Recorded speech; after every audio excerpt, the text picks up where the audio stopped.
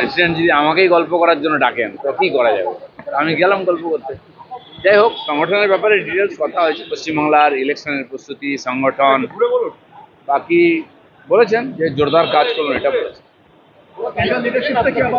दायित्व এখন কি করে দেবেন? सेंट्रल प्रेसिडेंट से बात हुआ कि अच्छा से काम करिए सब लोग, बस।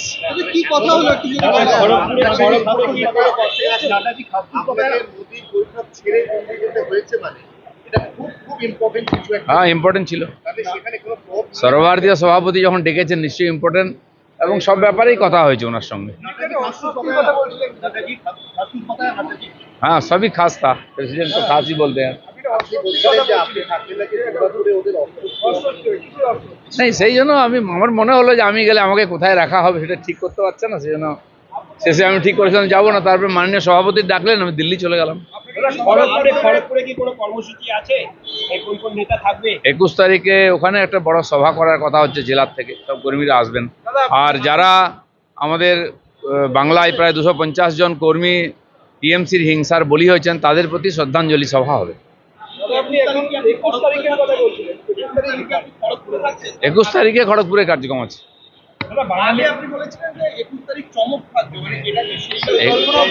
21 তারিখ তো চলে যায়নি এখনো, তো আসুক 21 তারিখ।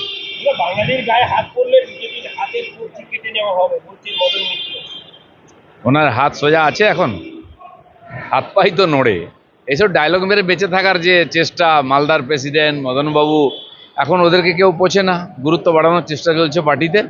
আর এই জন্য এইসব ডায়লগ, এতে বাঙালির এতে কান দেওয়া দরকার নেই।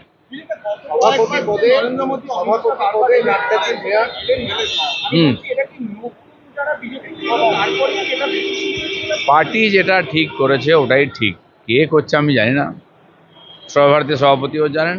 তো পার্টি যে ডিসিশন নিচ্ছে ওটাই আমাদের ডিসিশন, মেনে নিতে হবে। সংগঠনে একটা বড় রদবদল হবে, সেই রদবদলের মধ্যে আমরা আমাদের প্রতি 3 বছর অন্তর বিজেপির সাংবিধানিকভাবে নির্বাচন হয়, অদল বদল হয়।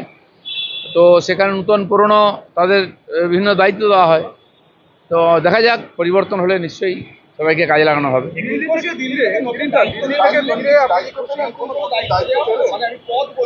পদ তো রাস্তায় দিয়ে দেওয়া হয় না, ওটা সাংগঠনিকভাবে ঘোষণা হয়, অবজ্ঞা করি।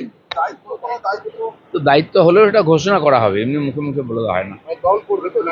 নিশ্চয়ই, চলুন, ধন্যবাদ। 21 তারিখে কি চমক থাকছে দাদা? আসতে হবে তো খড়গপুরে, মানে চমক দূর থেকে হয়ে গেছে, হয়ে গেছে।